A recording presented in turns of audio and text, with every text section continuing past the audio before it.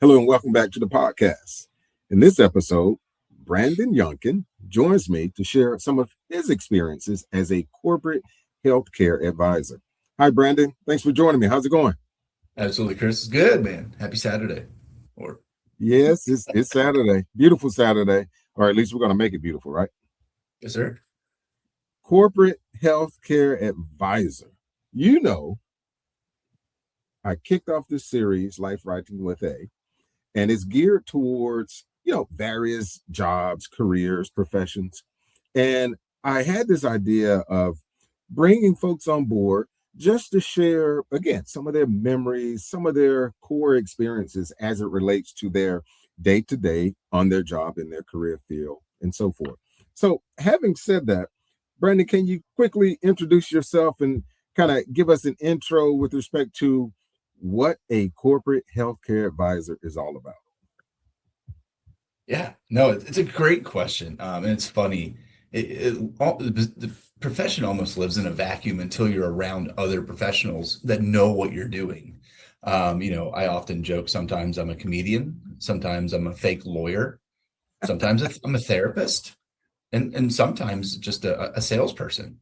But ultimately, my job is to sit in between the company, the day-to-day organization, and then in between of that, the health carrier, the Care First, the Kaiser, the United Healthcares of the world, to advocate for whether it's access to coverage, affordable coverage, or really all the compliance in between. So it's a pretty unique position, and just it's a lot of fun. Wow. So you, needless to say, you're busy, typically busy, but you're very busy nowadays, correct? Yeah, I think um, a lot of what keeps me occupied is really the movement within the compliance space, the litigation, the day-to-day monitoring state disability and leave law, or anytime our friends in DC want to change a law about healthcare, we Uh-huh. need to know because ultimately these things aren't making headlines on the news, at least the local news. We're not going to hear this over traffic. And so it's our job to make sure that whether it's our prospective clients or and especially our current clients are well informed and armed to make the right decisions based off of today's litigation, not yesterday's, but right now, because it changes so rapidly. Exactly. Yeah. Wow. So, Brandon, how did you get into this field, this job? Like, what's required from be it formal education, degree, certification, etc.? It's funny. I took what I would consider a non-traditional route, but as I learned, I've been in the industry for 7 years. No one had a straightforward path into this career. We almost Okay. always find it by accident. Um, the barrier to entry is relatively low. You just got to get licensed. Okay. The qualifications and skills, though, comes almost intrinsically because it is such a unique opportunity. It involves so much creativity, intellectual curiosity. Every day, you got to be able to live, to learn, to pivot, and to get excited about things that ordinarily would not excite anybody. Um, I joke, I found this job while underneath someone's house. Um, that's not, it's not a lie. Yeah, I'm kind of like, please more. Give me more about that. And so, I went to school to be a special educator. Loved that. Went to work for nonprofits in Indiana for 5 or 6 years. Okay. Wanted to come home to Maryland. Couldn't find a nonprofit to work for. Um, and what I jokingly helped run the family business. So I was working at Terminex, um, where my dad, my grandfather, my uncle, a lot of my family had worked. It was an easy route back home. And so I lasted 8 months. Tough job. Give it up to those people that do that. But I was underneath someone's house in a crawl space when I got a message on LinkedIn. There was a gentleman that wanted to meet me, just a recruiter. And I was like, sure, I think I'll take it. And come to find out, he was actually interviewing me for a position under my dad at a different home services company. He couldn't Hmm. pronounce my last name. And halfway through the interview, realized we had the same one. He goes, oops, have you thought about insurance? I said, no. That's terrifying. Cold calls, insurance, never. 7 years later, I'm absolutely in love with this career. So completely by accident. Now that, wow, you're talking Yeah. about, yeah, like you said, but just by chance, being as folks say, being in the right place at the right time, but being under the right house at the right time. Fending off spiders and snakes is how I found healthcare. Prior to that, I did have an inclination of what eventually this would be, but ironically, my first firm, I was in charge of setting appointments for what we call both sides of the house. Okay. So both property and casualty, think of your business liability, your workers' compensation, and then also the employee benefit side, the corporate healthcare side. And I got really good at the property and casualty side. And I was like, this is what I want to do as a career. And when it came time to, for all intents and purposes, graduate from that position into the advisory role, they put me in employee benefits. And I was like, I don't know. That's always been a struggle. And, and so then again, even by finding insurance by accident, I found employee benefits by accident. And it's exciting. 5 years later, I'm still just as much as in love with it as I was the day one.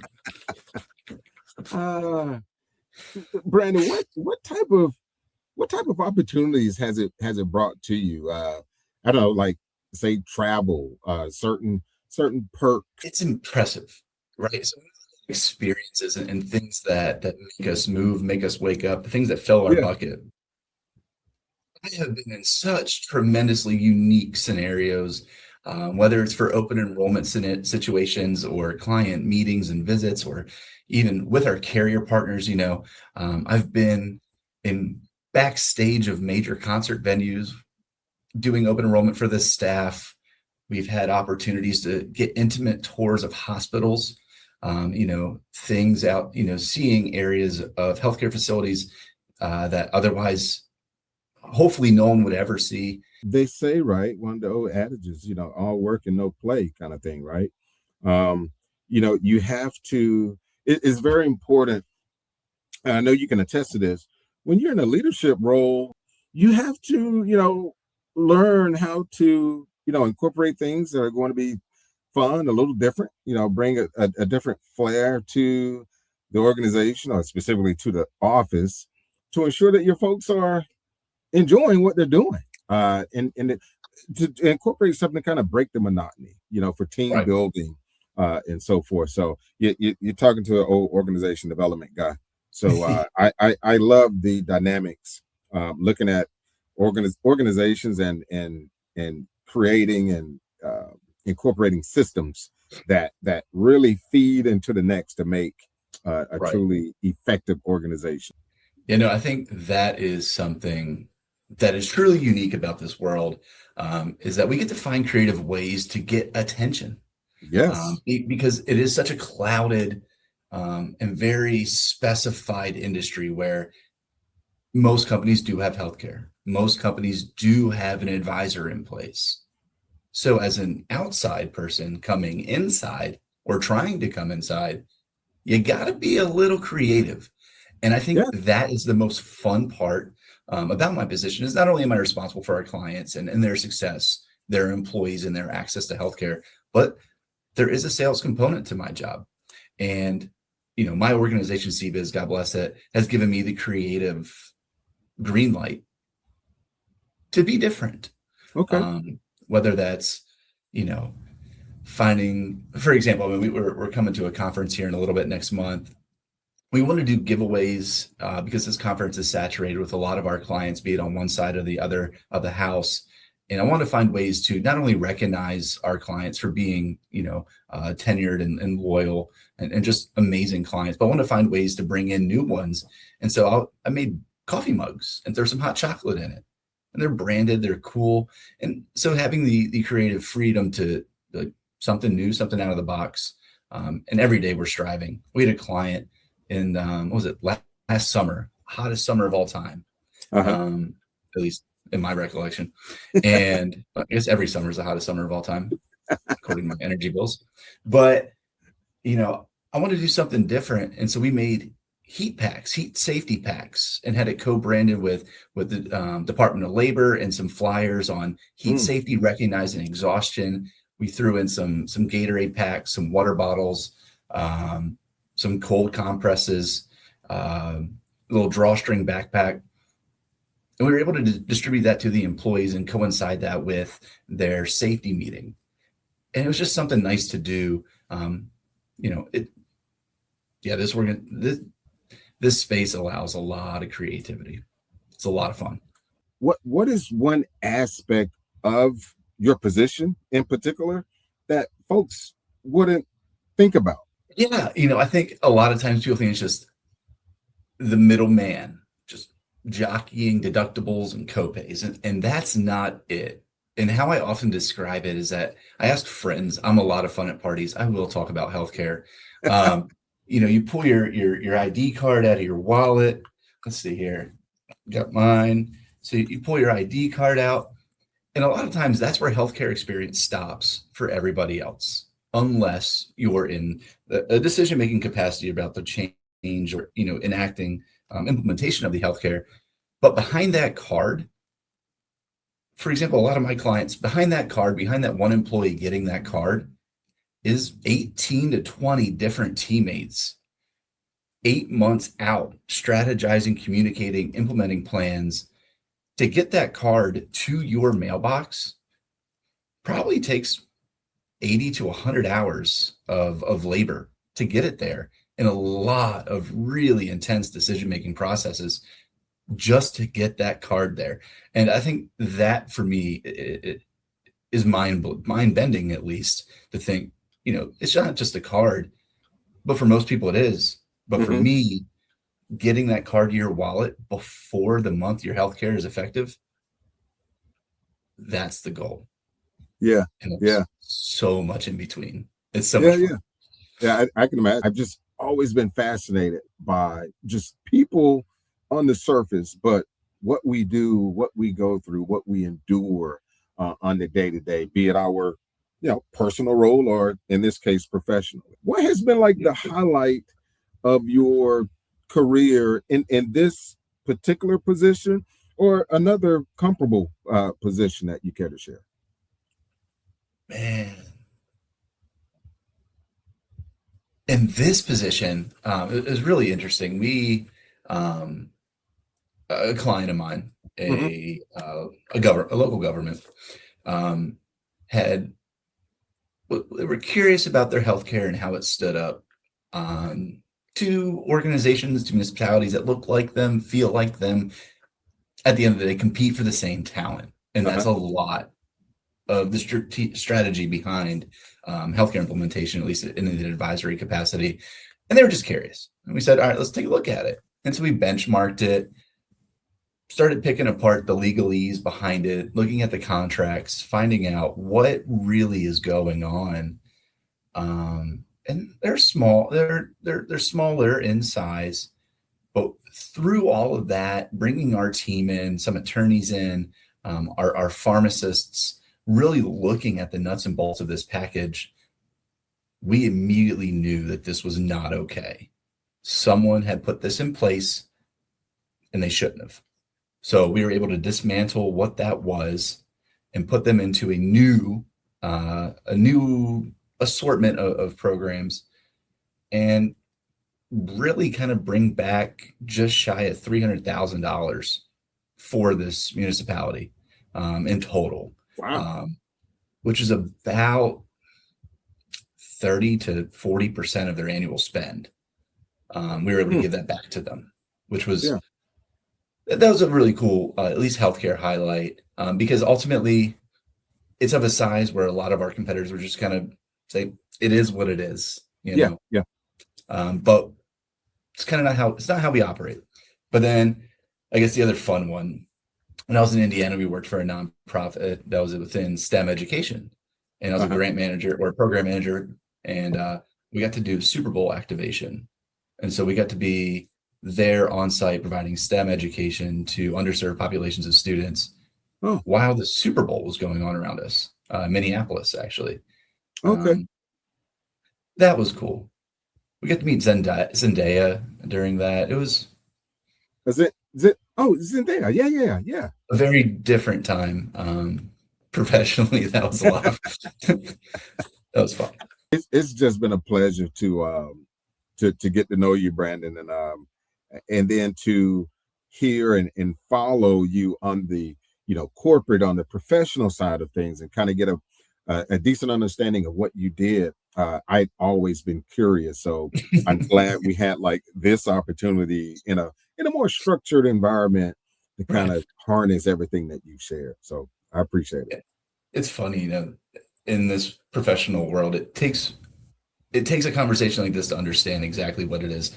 For all the other friends, for most of my friends, it's just I'm just an insurance guy that knows what a deductible means, and I can point you in the right direction if you're looking for a doctor. when, when you take off the ship lamp, it's like, oh, the blue light glasses make sense.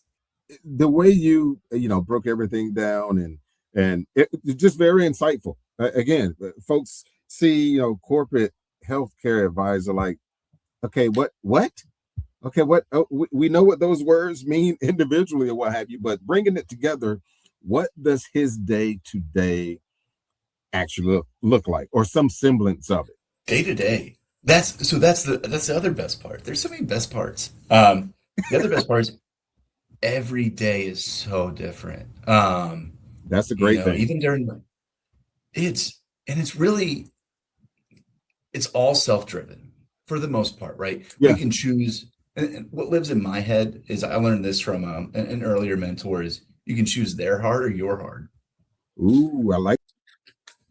And in this space, if you allow the world to choose its hard, it can get really messy really fast.